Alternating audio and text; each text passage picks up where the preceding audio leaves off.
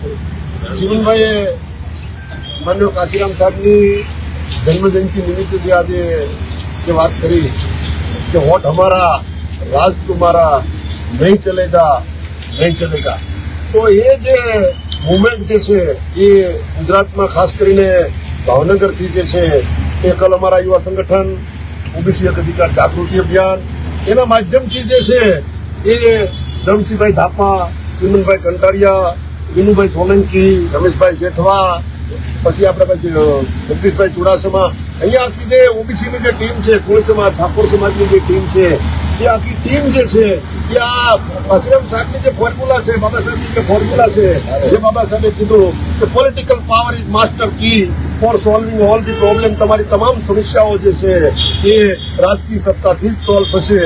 તો જે જગ્યાએ આપણા લોકો છેલ્લા 75 વર્ષથી આપણે જ્યાં રાજનીતિ કરીએ છીએ એ રાજનીતિ જે છે એ રાજનીતિ કોઈને એની પાસે લેવા જવાની જરૂર નથી. મત તો આપણી પાસે જ છે, ખાલી એક સોચ વિચાર ફેરવવાનો છે.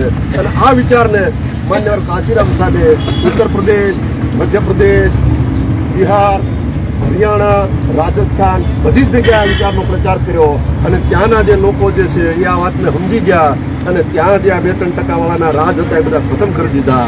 જે દિવસે ગુજરાતની પ્રજા જાગી જશે કે આ મત અમારા છે તો આ 2-3% વાળા રાજ શું કામ કરવા દેવું, તે દિવસે આપણે કાંઈ માગવું નહીં પડે. એને આપણી પાસે સમસ્યાઓ લઈને આવવી પડશે. તો આપણે લોકો જે છે માનવતાવાદી લોકો છીએ, આપણે કોઈને સમસ્યા ઊભી કરવા નથી માંગતા. આપણે તો આપણી સમસ્યાઓથી ઘેરાયેલા છીએ એટલે એના રસ્તાઓ શોધીએ છીએ અને એનો રસ્તો એ જ છે કે political power is master key. જ્યાં સુધી બહુજનો શાસક ના બને, પોતાના હાથમાં સત્તા ન લે અને આ લોકોની આગળ પગે જ લાગ્યા કરે, એની કઠપુતળી બનીને નાચ્યા કરે, તો એમ કઠપુતળી બનીને નાચવાથી આપણી સમસ્યાઓનો ક્યારેય અંત નથી આવવાનો. આપણી સમસ્યાનો અંત લાવવો હોય તો બહુજન શાસક બને. તે માટે બધા જ જે છે એ કમર કસો કે આજથી જે છે એ અમે બહુજન રાજનીતિ માટે જે છે કમર કસીએ છીએ. કારણ કે માન્યવર કાશીરામ સાહેબનો જન્મદિવસ તો આજે આપણે ઉજવી રહ્યા હોઈએ તો આજે એમના જન્મદિવસે જે છે એ આપણે પ્રતિજ્ઞા લઈએ કે અમે બહુજન રાજ લાવવા માટે કામ કરશું. બરોબર? જય કાશીરામ, જય કાશીરામ, જય કાશીરામ, જય ભીમ, જય ભીમ, જય કાશીરામ. એક મારો શબ્દ, એક સવાલ છે કે તમે હમણાં બંને વખતે કીધું ભાઈ બ્રાહ્મણ વાણિયાની પાર્ટીનો બહિષ્કાર કરવો, તો કોળી, ઓબીસી, એસટી, આ પછાત સમાજ છે એને વિકલ્પ તમે શું આપશો? તમારી પાર્ટી તો હોવી જોઈએ ને, પાર્ટીનું નામ તો તમે ક્યાંક કહો. 2017માં બાબા સાહેબ ને કાશીરામ સાહેબ ને વાંચ્યા એટલે અમને એવું થયું કે ભાઈ આપણો એક પક્ષ હોવો જોઈએ. એટલે 2017માં એમ દિલ્હી ગયા ચૂંટણી આયોગમાં અને ત્યાં જઈને પણ એમની પાર્ટીનું રજીસ્ટ્રેશન કરાવ્યું અને પાર્ટીનું નામ છે વ્યવસ્થા પરિવર્તન પાર્ટી. જે વ્યવસ્થાઓ બાબા સાહેબે સંવિધાનમાં આપણે આપી છે એ વ્યવસ્થા આ વાણિયા બ્રાહ્મણ નથી આપતા.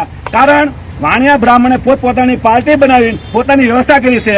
તો બાબા સાહેબે આપણી વ્યવસ્થા કરવા માટે, આપણો પક્ષ બનાવવા માટે આપણે સંવિધાનમાં વ્યવસ્થા કરી છે. તો એ અમે ચૂંટણીમાં ગયા દિલ્હી આયોગમાં અને પાર્ટીનું રજીસ્ટ્રેશન કરાવ્યા છે. એનું નામ છે વ્યવસ્થા પરિવર્તન પાર્ટી. બાબરી સાહેબ, તમને એક સવાલ પૂછું કે કોળી ઠાકોર અને ઓબીસી લોકો જેનું મુખ્ય સંચાલન કરે છે એવી વીપીપી વ્યવસ્થા પરિવર્તન પાર્ટી એનું સ્થાપના તો થઈ, તો એ બાબતે તમે ઓબીસી અને એસટી સમાજને શું સંદેશ આપવા માંગો છો વીપીપી બાબતે? હા, વીપીપી બાબતે હું એ સંદેશ આપવા માંગુ છું કે ગુજરાતની અંદર જે છે એ જો બહુજન રાજનીતિ સફળ કરવી હોય તો ઓબીસીએ જે છે આગળ આવવું જોઈએ. તો વ્યવસ્થા પરિવર્તન પાર્ટીના માધ્યમથી જે છે એ આપણે કલ અમારા યુવા સંગઠન જે છે, ઓબીસી એક અધિકાર જાગૃતિ છે, એ બધા જે ઓબીસીના જે સંગઠનો જે છે એમણે જે વૈચારિક એનામાં જે ક્રાંતિ આવી ગઈ અને એ ક્રાંતિ જે છે કે ભાઈ આ રાજનીતિ જે છે એ આ જે 2-3% લોકોની રાજનીતિ છે એને ખતમ કરવી છે. તો એ રાજનીતિને સફળ કરવા માટે ઓબીસી તૈયાર થઈ ગયો.